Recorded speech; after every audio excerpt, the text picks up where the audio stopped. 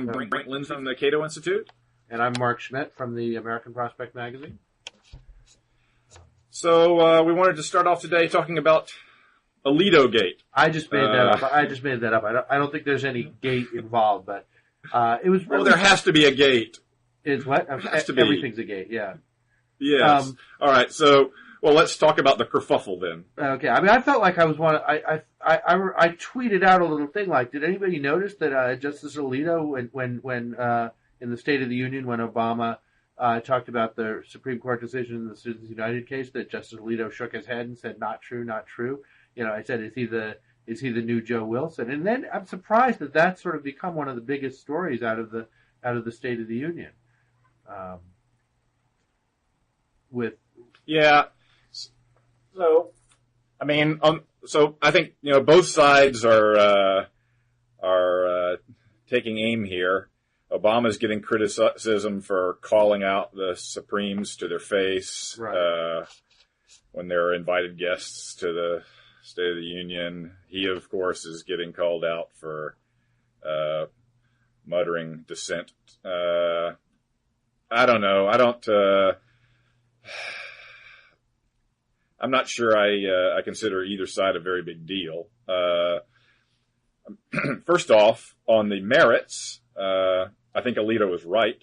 I think that Obama's characterization of the opinion is just flat out factually incorrect.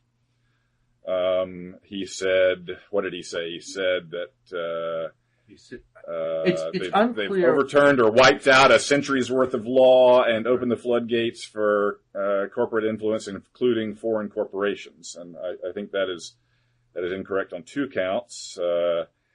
Not overturn a century's worth of law, in particular, did not touch the 100-year-old ban on direct corporate campaign contributions. Secondly, did not touch the restrictions on foreign nationals' participation in campaigns in any way. So, anyway, I think Obama just misspoke. As a constitutional lawyer, he probably knew better. So, I think he was engaging in some not atypical demagoguery there, and Alito was correct. Alito clearly shouldn't have, I think, made a face and muttered. My guess is he had no idea he was going to be on camera. Well, I mean, I don't really get. And some people are criticizing Obama not just for misstating the case, but for violating some kind of penumbra surrounding the separation of powers by openly criticizing the Supreme Court case, and I don't get too worked up about that. Yeah, I mean, I don't either. I think some healthy conflict between the branches and expressing conflict in public is not a problem for me, especially when it's about an actual real issue. It's not personal or ad hominem or anything like that. Seems fine. I mean, my first reaction, of course, is to say, to the justice of the Supreme Court, you have this boundless power and the lifetime appointment. You could just sit still for a second and not get all worked up about this, because ultimately nobody can take that power away from you. But I think a little back and forth about that is fine. I do think the decision clearly, I mean, there's not much basis left. Heather Gerken and I did a blogging heads on this right after the decision came out. There's not much basis left for the 100-year-old ban on corporate direct contributions. The court was so affirmative in trying to wipe out a lot of the corruption rationales that have held up campaign finance law, that it's really hard to see how that stands and everything else falls. One, and two, the court said, yes, this doesn't really apply to foreign corporations, but they'll reconsider that later. But I think Stevens laid out pretty clearly how it potentially applies to foreign corporations. And, at what point does something become a foreign corporation? I mean, at this point, Prince Al-Alawid of Saudi Arabia owns 30% of Citicorp. At what point does something trigger when the Saudi prince plus other foreign shareholders suddenly turned Citicorp into a foreign company, and now they're prohibited from participating in the political process. I mean, there's no structure of law that prevents that. I don't think that's kind of the end of the world. I don't think you want to create. I think you want some reasonable regulation on corporate involvement in the political process that doesn't force you to make that kind of decision. Yeah, I've heard the defenses of Obama's characterization of the case, and to me they sound very much like the conservative defenses of Palin's death panels remark. That is, that there's a certain truthiness to the analysis that maybe there's not actual death panels, but of course the whole idea is to put the squeeze on Medicare, and there is this, comparative effectiveness research stuff that is going to deny care, so it's kind of death panel-y. Uh-huh. So the fact that explicitly they didn't reach either of these issues, yes, maybe they are heading in a direction where eventually they will reach these issues, but still, both cases I think were demagoguery and misstatements of the facts, and there you go.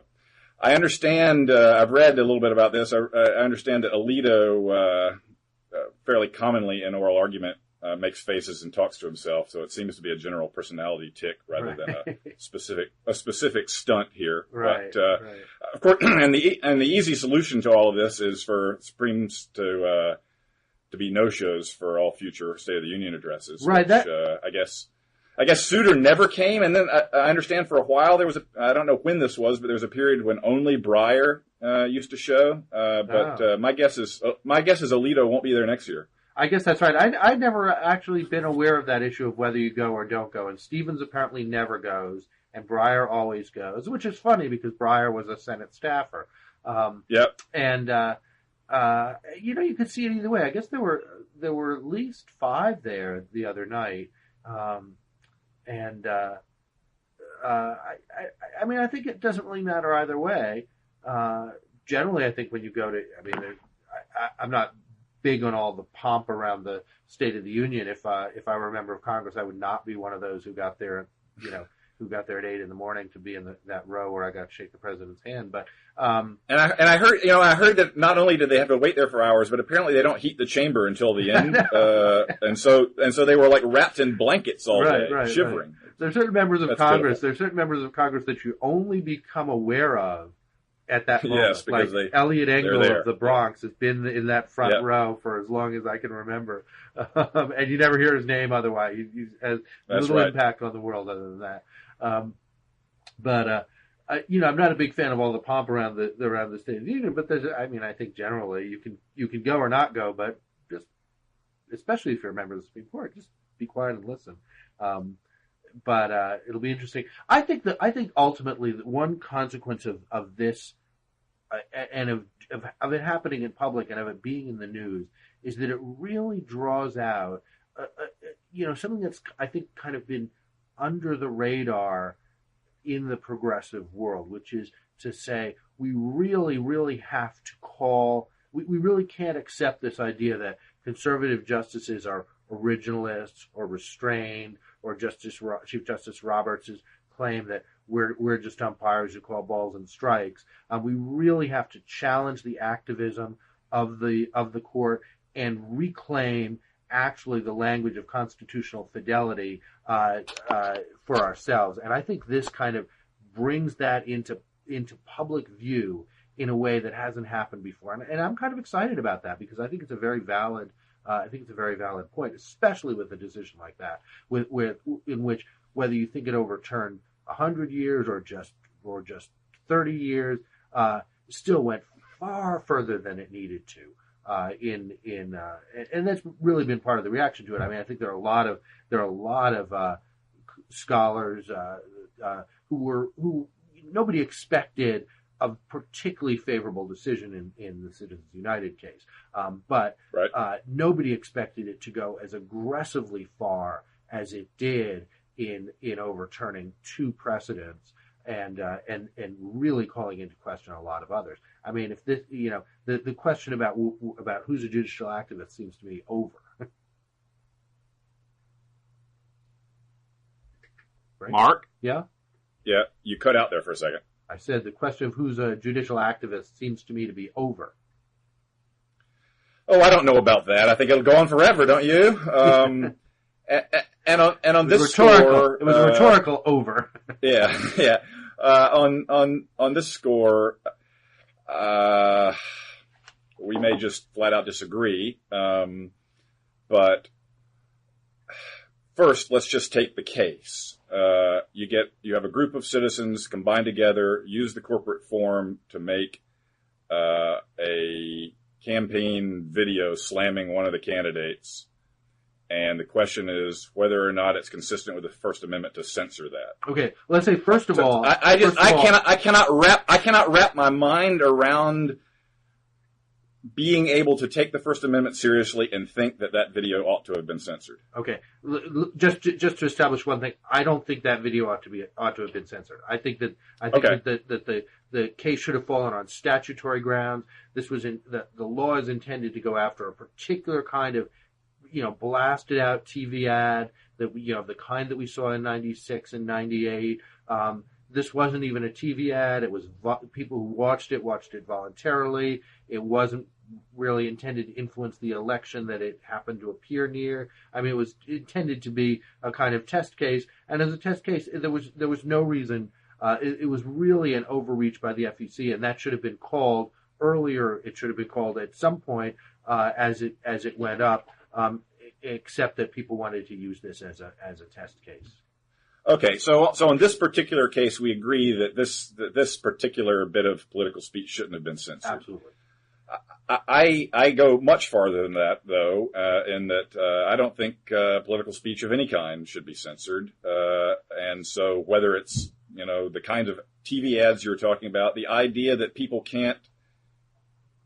private citizens can't combine together and speak their mind about a candidate within 60 days of an election is just, I can't for the life of me see how that isn't just a complete assault on the First Amendment. I actually agree with you that particular provision of McCain-Feingold, which had been mostly eviscerated anyway, I don't disagree with you, and I think that the problem it was trying to solve is kind of an old problem anyway. Where you had in 96, 98, people weren't getting any political information from the internet. There's a block of people who they're going to vote, but they're not paying much attention, and these fake issue ads that said call Congressman Jones and ask him why he's always raising taxes or whatever had a huge impact. Right. And they were a way of evading the other limits. Now we have a situation where there are other ways of raising money as well as other ways of communicating with voters. Those things aren't as big. The need for it isn't as significant. And it was pretty dubious anyway, and it was almost gone. So I don't. And I think there's an interesting point here also, which is you define it, and I kind of agree with this, that. A group of you define it as a group of people getting together to do this, and I think that's actually quite an important distinction, because people often say, well, a corporation means ExxonMobil. Well, a corporation could also be Citizens United itself, or a corporation could be MoveOn.org, or a corporation could be the American Prospect. Right. I mean, it's the only way to aggregate. In this any kind of thing, whether we're aggregating purely for economic purposes or for purposes of doing political speech, is in the form of a corporation. So incorporation means so many different things in our society that I think that adds just complexity to the case. Yeah, and then of course a corporation can also be the New York Times or GE owning NBC or right. I mean there is a kind of media exception here. Yeah, but that question of why a media corporation is okay and why other corporations aren't okay, then I don't get it. I don't get why journalists have completely unrestricted ability to engage in people we call journalists, which includes people on Fox and MSNBC, who aren't Right. journalists at all. They're Right. just, hacks. They get unlimited capacity to influence public opinion and influence the outcome of elections, and other people don't. So that distinction between media corporations and other folks using the corporate form eludes me when it comes to the First Amendment, and I guess it eluded 5 justices on the Supreme Court, which is why they had to overturn the Michigan case. They had to, if they agreed with me and maybe to some extent you, that the McCain-Feingold provision was just a violation of the First Amendment, then they pretty much had to overturn that section of the McConnell decision, which had upheld that provision of McCain-Feingold. So that bit of judicial activism was just in the cards, Right. of making the decision on constitutional grounds. And then the Michigan case, I think, again, is, correctly decided. That is, it was correct to overrule it because I can't see a distinction between media corporations and other corporations. Yes, they overturned 2 precedents. That's activist. You can define that as activism, but we all have our good activism and our bad activism.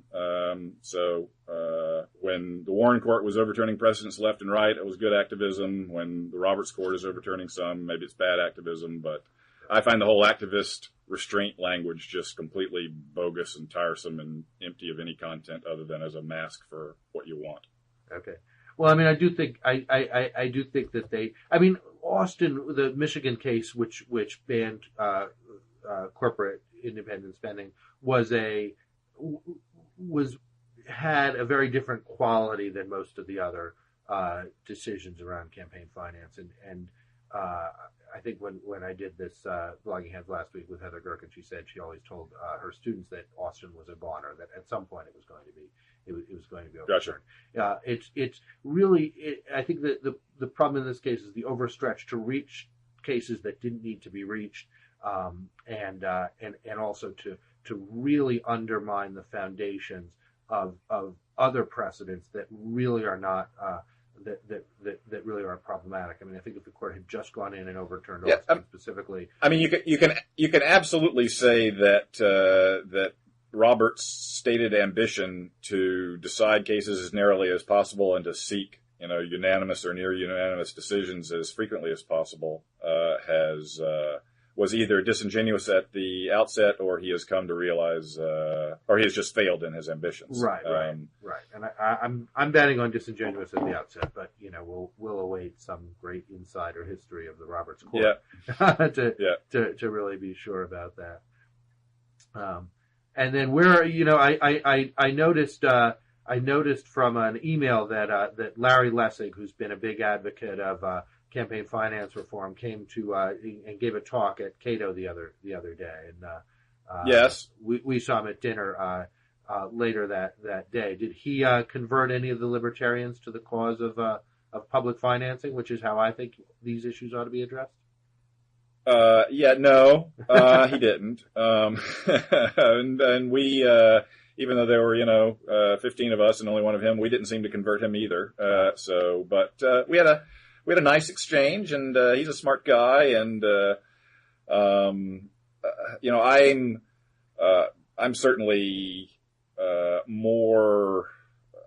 I know your approach to these issues is more speech is better, and so the way to address issues of kind of inequality of voice is to amplify the voices that aren't getting heard so well now, rather than to squelch the voices that are getting heard loud and clear now. And I absolutely think that is the better course. I remain deeply skeptical about public financing schemes to the extent that they seek to put an overall limit on the amount of spending in campaigns and thereby basically still act to squelch speech. If what you're doing instead is something where you've got like these kind of vouchers where you give everybody money so that they can contribute, so you're subsidizing political participation, that strikes me as not very small government libertarian, but much better. It's just a pure, straight up subsidization of speech without any kind of attempts to, without being animated at all by this idea that there's too much political advocacy going on and we need to cut it down to size. Right. Well, I mean, I've always felt that chant of "there's too much money in politics" is really the wrong way to think about it, because you can have a situation, and this was kind of what was going on in the late '90s. You can have a situation where there's not that much money in politics, but what there is really, really hard to get, because Yes. just nobody's really motivated to give, and the contribution limits are pretty low, so that when you get somebody to give, they can't give that much, which it gives real advantage to certain people who can finance their own campaigns and things like that, and B, creates huge incentives for evasion, to go out and find the corporations or individuals who can put big money behind independent expenditures. On the one hand, you can imagine on the other hand a situation where every candidate is a little Obama, right, with lots of small contributors and enthusiasm and people throwing money at them, and you might have vastly more money in total in politics, but it's happening in a whole different way. So the get money approach has never seemed right to me. To get money out of it. I think the great mystery is why there is so little money in politics. Right. I mean, now we have a regulatory regime that makes it harder to spend, but before we had that, we still had a gigantic government with the stakes being absolutely staggeringly huge, and yet just chump change spent on elections. Right. Right. And so that's interesting. So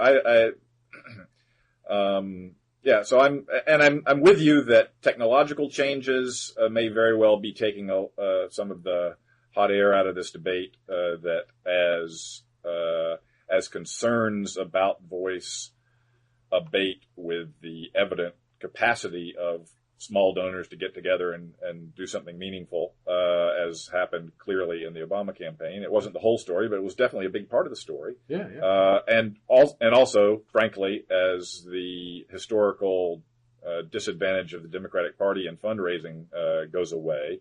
And particularly in small donor fundraising, where the Republicans always have a huge advantage, the old ladies who would write those checks every month. Then with the continuing game of squeezing the balloon that we have with 30-something years of campaign finance regulation producing such unsatisfactory results, then maybe eventually we can move to a system that's more like the one that you'd like to have. All right. In place. Good. What a good level of agreement here.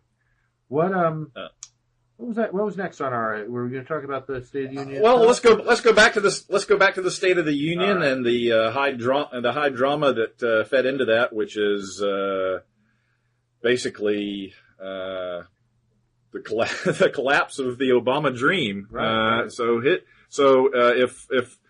If Roberts pledged that he was going to end bickering on the court in 5-4 decisions and bring everybody together in a trans-ideological little narrow majorities, Obama promised to end the red-blue bickering and transcend partisan rancor and bring us all together and get things done. And he's failed on both counts. We have more toxic political polarization than ever, and he's had a series of spectacular belly flops in getting his agenda through Congress. Right. Most spectacularly, the goal line fumble of healthcare reform, which now I guess looks pretty close to dead. Right.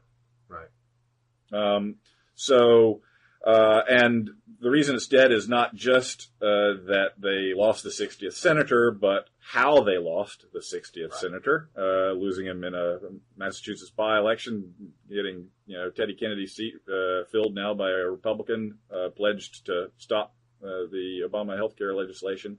That's all just such an astonishing turn of events, and clearly the results in Massachusetts seem to be indicative of a broader national backlash against at least the agenda of the Democratic Congress, if not President Obama personally. And it's got Democrats in red states, or even Democrats in blue states without overwhelming leads, extremely scared for their political lives, and therefore, I think you've got a lot of. It's highly unlikely that you're going to get those marginal votes for healthcare reform that you got over the course of the fall. This then, the State of the Union coming right after all these shockwaves, was an opportunity for Obama maybe to, turn Clintonian or pivot or reset or one of these pundit cliches. I don't think he did that at all. I thought it looked like kind of full steam ahead on conventional big government liberalism, and so I don't see any resolution of his problems in sight. All right. Well, that's a large analysis of the whole situation, most of which I think is right. And I think it, the problem is that Obama had two approaches. One was, can you do something that gets you to a somewhat more bipartisan place, and with the Right. support that he had in the campaign from people like Senator Lugar, you felt like maybe there were the beginnings of that, and then there really was that slamming on and his rhetoric which was explicitly post-partisan, and just his demeanor and temperament, which was so modulated and thoughtful, and giving credit to the weight of the other side of the argument, all seemed like a style that might go with a genuinely new kind of politics. And I think he's somebody who, I think I've said this before, he actually didn't just say, where's a Republican that's liberal enough that I can deal with. He really tried to take conservatism itself seriously. And those props that he gave to Reagan, which became a big issue during the Democratic campaign, I always thought were genuinely correct, and I think in this genuinely felt in that he thought there was something of value to not without being a Reaganite. I think he thought there was something of value and interest in what Reagan brought, and I'm going to get myself in trouble if I say that any further. But and that was the spending several months trying to get some bipartisan agreement in the Finance Committee, and kind of encouraging Senator Baucus to take that approach, and not being a little bit hands off, and letting members of Congress work towards that bipartisan approach. That's path A. In the end, didn't work because of the simple party line discipline on the Republican side. Path B was to say, you have 60 votes, you have them for a reason, use them. And I think Path B was closed not just by the election in Massachusetts, but by the fact that it's such a vulnerable 60 votes. And Senator Biden said this, Vice President Biden said this the other day, and it sounded just like the piece that I'd written right after the Massachusetts election. He said, 60 votes weren't such a blessing after all, because the price of getting to the 60 votes, the price of buying off Senator Nelson and Senator Landrieu and Joe Lieberman was so corrupting that that's all that happened in Massachusetts. If you look at the Washington Post poll, you can't find a person who can say, here's the substantive reason I didn't like healthcare reform. I didn't like this provision. In Massachusetts, they actually could have a good substantive reason, which is, we already got this. Why are we paying it for it in other states? We don't like it so much, right? But you didn't even hear that very much. I mean, that's all Brown really. That was kind of what Brown was saying at some point. But all you heard was about process, and Karen Tumulty at the time said that when she was up there, that's all she heard about was the Cornhusker kickback. So what you have was a situation where, in order to get the people who call themselves conservative Democrats, you had to buy them off with crap that made the bill look like the worst of liberalism. The worst of just throwing money around in a kind of cheap, small, and corrupting way. And at that point, people's an actual anxiety about healthcare, because anything involving health you're anxious about, begins to feel validated. what is this plan really going to look like if it's bought with such cheap stuff? So, both paths were closed for interesting reasons. Now, sometimes you could say we've always at the Prospect, we've run lots of articles that take the form, Obama understood what went wrong in the Hillary Clinton health plan and learned the lessons, and maybe he overlearned the lessons. So like Clinton wrote the plan in the White House, he let Congress do its work. Clinton tried to change the whole system.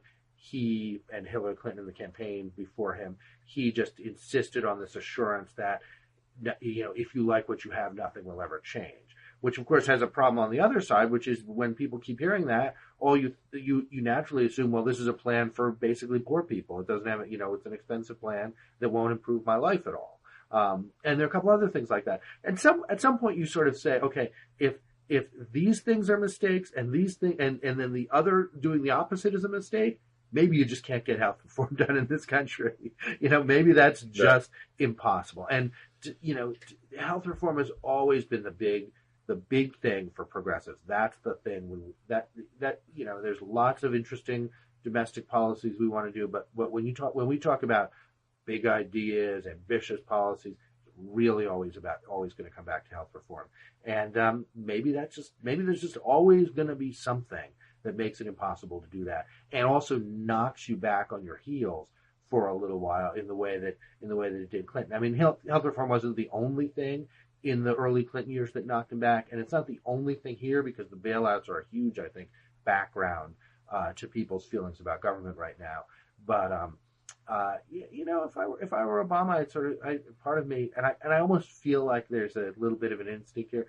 Part of it is like, was it so smart to go out so quickly on health reform? Maybe that's not the way to do that first year. And, it's another path not taken. We'll wait for another 20 years. We'll have a Democrat who'll face the same question. Yeah, I think the fatal flaw in the progressive quixotic quest for healthcare reform is not the goal. The goal of ensuring that people can get at least basic medical care without regard to ability to pay. The goal of ensuring that people aren't wiped out financially because they get sick. The goal of ensuring that people don't lose their access to health care because they've lost their job. I think all of those are completely appropriate goals. And I think the current healthcare financing system is just a terrible mess. But it seems to me that progressives can't get it out of their heads that the way to ensure better access to health care is to do it through even greater government controls over the healthcare financing markets. So rather than we don't have any problems, or we have comparatively few problems ensuring that people get enough food. But we don't do it by government taking over or having some incredibly arcane, complex system of subsidies and mandates for the grocery store business. We just have an unregulated grocery store industry, and we give people food stamps. And a heavily subsidized agriculture sector. Yeah, well, fair enough. But I think we could, get rid of those subsidies, and we'd still have incredibly cheap food. And for people who couldn't afford it, we've got food stamps. I think the problem, the only problem with that is you're not talking about. Let me just finish. Let me just finish this point. So the path not taken is a truly hybrid approach, which is taking a real step in the free market direction of seeing that health insurance markets can work for regular people and deregulating those, seeing that the employer provided system is crazy and we ought to be moving away from it, seeing that most people don't need that that kind of extravagant subsidy, or at least the subsidy as it is offered today is one that isn't very progressive. Right. And then having trying to create as clean and well functioning a private insurance marketplace as possible, and then subsidizing people who can't afford it. It's just that seems to me so obviously the right policy way to go, but it doesn't ever even get taken seriously on the progressive side. And I'm not saying it would be easy. I mean, I think you are right to be sort of near, to be deeply pessimistic about the prospects of rational healthcare reform at this stage, because I think what the public wants is impossible. It wants to be insulated from costs. It doesn't want to have to think about how much things cost. It likes first dollar coverage. It wants complete freedom to choose doctors and procedures, and it wants costs to stay under control. And you can't have all three. Something's going to have to give. Mm-hmm. On the free market side, you'd have to convince people that to accept probably catastrophic high deductible coverage and have to pay for a lot more of your medical bills than you used to pay, and that's going to be a bitter pill to swallow politically.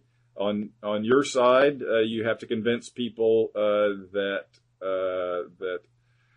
the government is going to somehow or another exert control over costs in a way that doesn't sound like rationing or death panels, and that didn't go over very well this time, as it hasn't gone over in the past. And so we're both stuck because the public wants a big, huge free lunch, and thus far nobody has successfully educated the public that it's not available. Right. Well, I think there's a lot of things. There's two kinds of things. There's what the public wants, and there's what you can scare people about.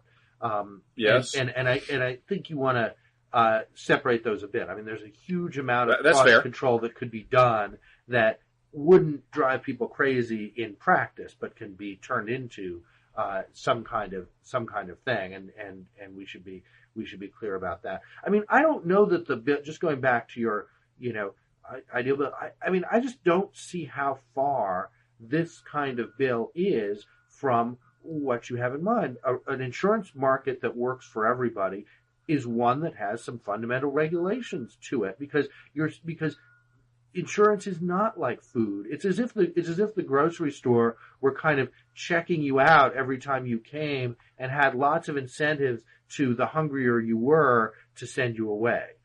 That's the way that market works, and you sort of have to have a little bit of regulation that says you have to provide insurance to people even if they're the equivalent of hungry, and just all insurance markets have to be structured markets. There's just no way. There's really no way around that, and I think people can accept. Lots of people can accept high dollar catastrophic policies, but it's going to be tough to build a market that also works for people with chronic conditions and lower incomes, in that kind of system. So I mean, I just think the insurance regulations and the cost controls were the biggest part you had left of this bill, and then the subsidies that got people into them. And I think this is the free market bill. I keep saying that, and I don't, I think that the willful the conservatives' kind of willful refusal to accept that this is what you get when you try to construct a workable market for health insurance and get people into it. I mean, the alternative would have been something like the Wyden-Bennett bill, which would have thrown out much more of the existing system, maybe matched up with some of your interests, and had nominally a bunch of Republican co-sponsors. But this is in fact, once you're taking the public plan away and the Medicare buy-in and all that stuff, I just don't see how this bill, as it stands, is that far away. No, my complaints with the current system are much deeper and more radical than that. I mean, I don't think we have a health insurance market at all right now. Right. I think we have a prepaid medical expenses market. Right. And that's different, right? That's just that first dollar or low dollar coverage is not insurance. It's like having car insurance that covers fill-ups and right. Yeah. It doesn't, or having food insurance. It just doesn't make sense for routine, predictable expenses to be insured. But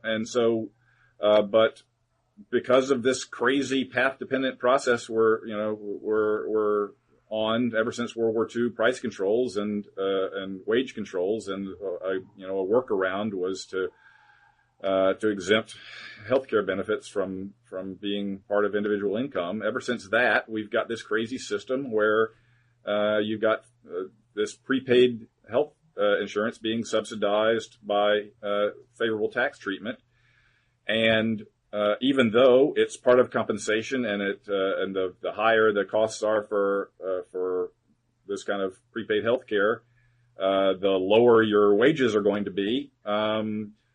Employees don't see it that way. They see the health care that they get as free, and so you have just at the original sin is just is a terrible subsidy and a complete derangement of the marketplace. And until the employer provided element and the low dollar coverage element are addressed, I don't think you have anything like what a free market in health insurance would look like. And how to get there from here, God knows. Right. But I don't think that the legislation that has just apparently died was going to bring us any closer to that. And I thought cagily and correctly, Obama in his was it September healthcare speech before the joint session, he presented his approach as sort of sensible centrism. On the left, you've got these single payer guys, and there's a logic and an attractiveness to that. And on the right, you've got these people who think we should move away from the employer-provided system and have try to create a real individual healthcare market. But me, I'm a pragmatist. I think most people are pretty happy with the system we've got now, and so I think we ought to build on it. Right. And that's right. That's the conservative, without ideological, just real conservative move. Unfortunately, when the whole system is at least to my way of thinking, just fundamentally misconceived, conservative reforms are doomed. Anyway, we'll never get to find out, though. Yeah, I used to be very sympathetic to the idea of strip out the employers completely. It's crazy that we provide this through the employer, and that critique that basically what you're saying is part of our system. When you get your health insurance from your employer, part of it is essentially prepaid of ordinary things, and part of it is real insurance, and the real insurance part should be treated as real insurance, which also kind of makes sense in an economic way. It's not bad to have the other part prepaid simply because you're more likely to use it and do the preventive things that make it less likely that you're going to have big costs on the other side. So again, once you dig into it, I'm not sure I want to totally get rid of that. It doesn't seem the end of the world to have some things to make sure you do those things, therefore have them prepaid. If you had your every 6 months auto oil change and so forth, right, prepaid, you'd be more likely to do it. Those aren't bad. It seems to me the things that people do with the bottom dollars are not bad or wasteful things for the most part. That's not where the waste is in the health system. Number one. So I kind of come to terms with that. And after a while, I also kind of came to realize, it's a big deal to throw out the employer completely out of the health insurance system simply because that delivery process, that process you go through when you take a new job where the human resources person says, here's the 5 plans you can choose from, and pretty much everybody chooses this one, and that's why you should do this, and I'm going to sign you up, and you're going to, if you didn't have that person, if you yourself had to go and you had 20 plans and figure this out, a lot of people are just not going to do it. Maybe I agree with that, and that, or whatever. But that employer role, that's where most people are, and that's the best way to get them. Right, and right, and so that's we have this history, and people are used to going to their employer for health insurance options, and so I think the key is to move the tax preference from the corporation or from the being employed to the individual. Right. So if the individual, regardless of where he's employed, has this tax credit or whatever, then sure, maybe employers will continue to offer health insurance, and he can choose from that array of plans, or maybe over time some other aggregators will come along to offer a suite of plans. Who knows? But anyway, that's all far off in the future. Right. I wanted to go beyond just healthcare, because I think Obama failure to achieve a new post-partisan politics goes beyond healthcare. And so just let me speak as as a libertarian who voted for Obama, and not so much because I really had very high hopes about his domestic policy agenda. I voted for him because I thought that the Republicans had just made a complete hash of things and they needed to be kicked out, and the other guys needed to turn, even if I thought they were likely to screw up too. So anyway, it was you're a great fatalistic libertarian.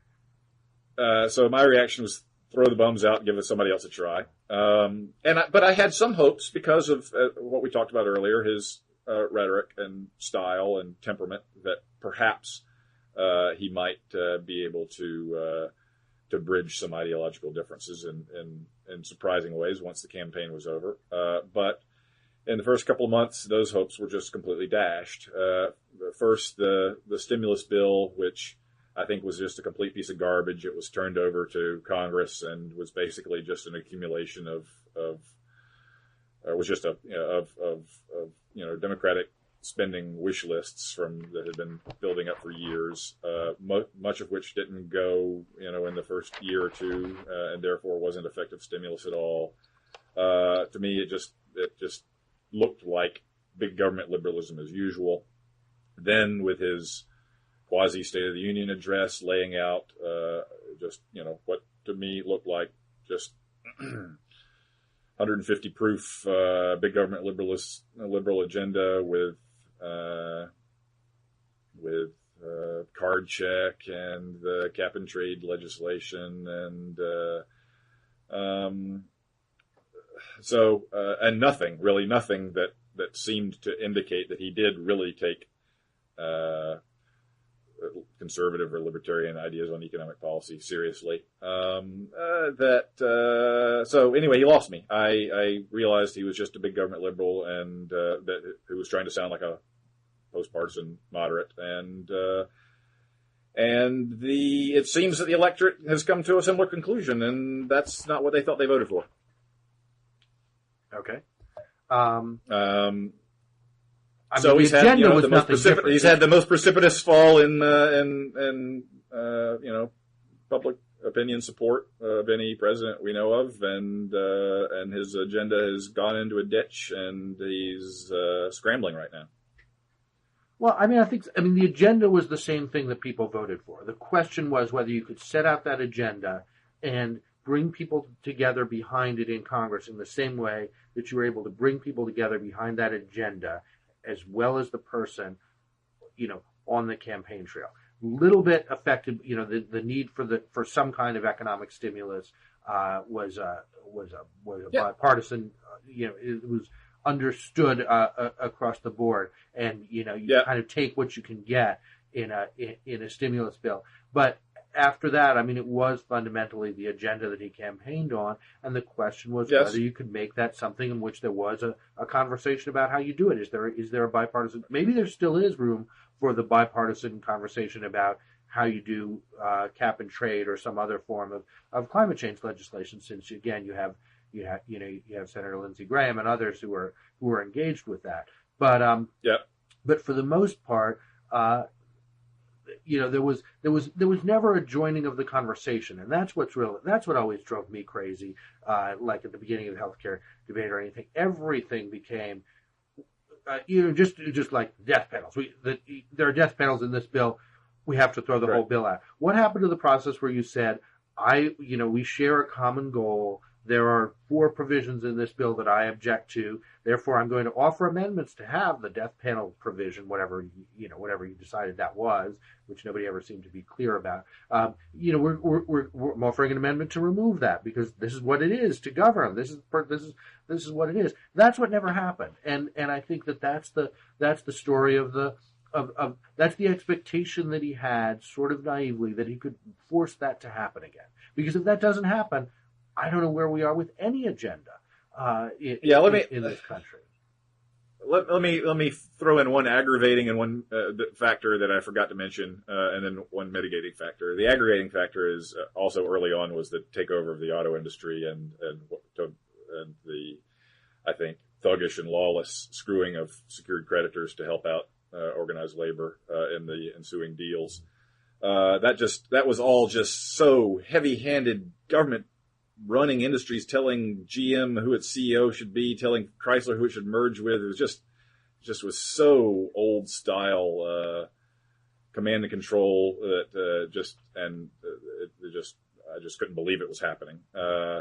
And might I mention along those lines, when I heard Obama a couple of nights ago announcing a 5-year plan to double our exports, I really couldn't believe that this is which apparently came straight out of the Chamber of Commerce. That's basically what the Chamber has been asking for.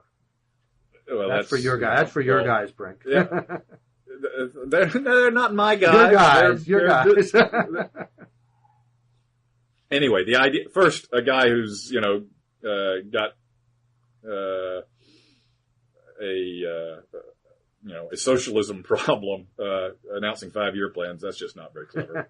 And second, the idea that anybody has any idea how to double exports in 5 years is it was a stupid line. It's just as I understand it does come straight from this was what the Chamber of Commerce has been asking the president to do.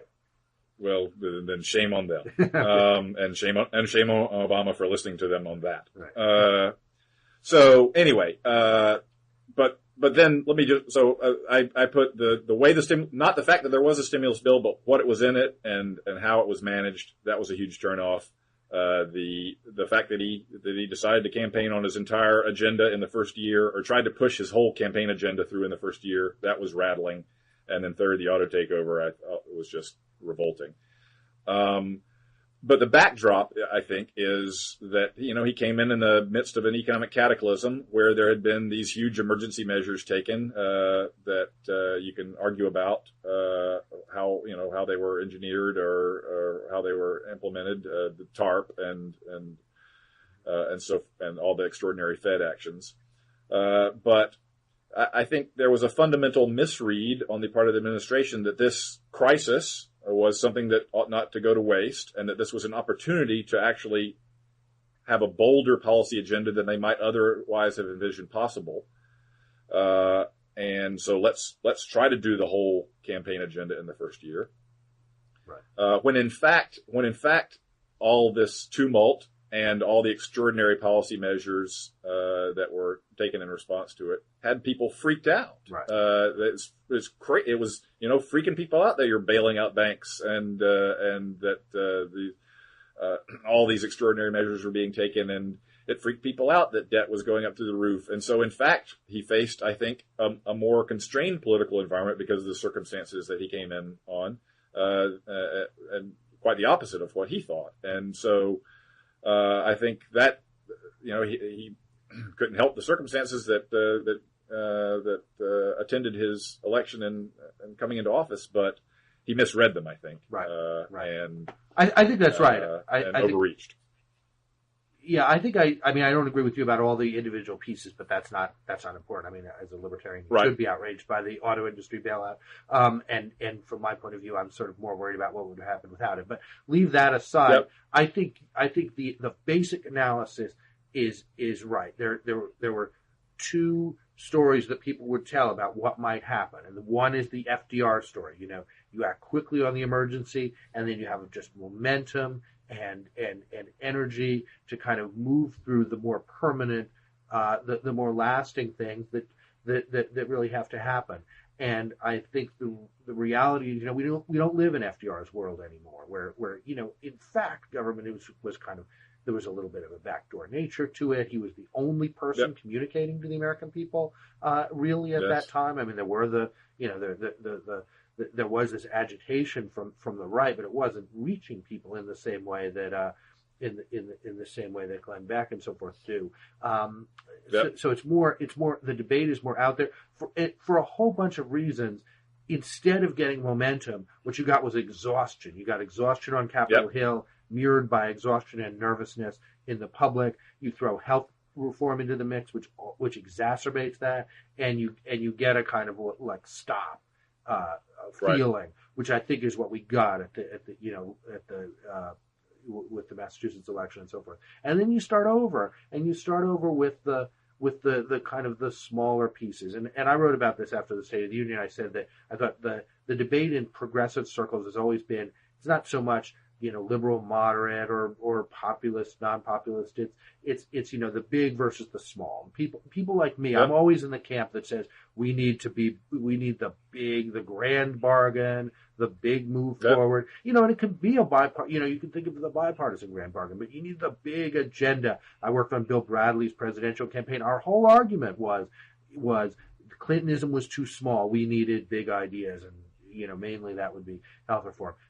There was always the big side, and the small side said, well, we'll do 15 tax credits here and do a little bit of this and this population. That was, the things that the middle period of Clintonism was all defined by those small initiatives. And the way I put it after the State of the Union was, small one. And we're back to small, or I think I wrote that Obama signed a non-aggression pact with small. And that's what we're going to be doing right now, which is the pieces that are manageable enough for people to understand, kind of paced out. There's a long way to go here in this administration, and you can actually, in the end, you can achieve a lot with small. So I'm willing to see that change happen, and I'm willing to kind of stick with Obama through that, which probably marks me. I sometimes get called an Obama bot by commenters on our blog and so forth. And I may be guilty of that if I'm willing to change my whole theory of politics. Just accommodate it. But I don't really see any other. I don't see any path back to the kind of big initiatives moved aggressively. Yeah, I mean, we have of course the problem is we have big problems, and most of this small bore stuff,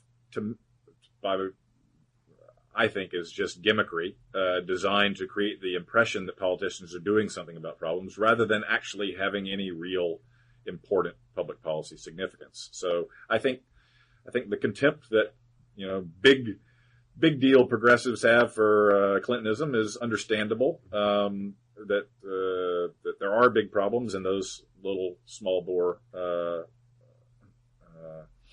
policies don't get at. The where we are right now, I think, is both neither side is capable of addressing the big problems in a politically viable way. And I know you hear a lot of progressives these days saying it's the system's fault. Some of them, blame the Senate and the filibuster, and then, of course, there's always blaming money in politics. But I don't really believe the system is to blame. We've had something like this system, which is designed to make change difficult for a long, long time, and sometimes good things happen.